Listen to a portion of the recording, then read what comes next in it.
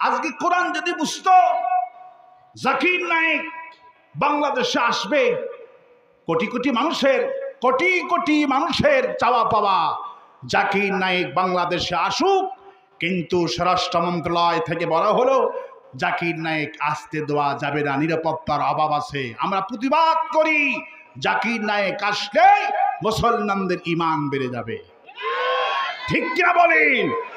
কারণ নির্বাচনের আগে গান টকশো হবে, বিভিন্ন নাস্তিক ফাস্তিক যদি আসে, তাহলে কোরআনে কারীম শুনলে আয়াতুহু জাদাতুহুম ঈমানাও ওয়া আলা রাব্বিহিম ইয়াতাওয়াক্কালুন, জাকির নায়েক কোরআন থেকে কথা বললেই ঈমান বৃদ্ধি হবে। সুতরাং ভারতের কথা মতো জাকির নায়েকের আশা নিষিদ্ধ হতে পারে না।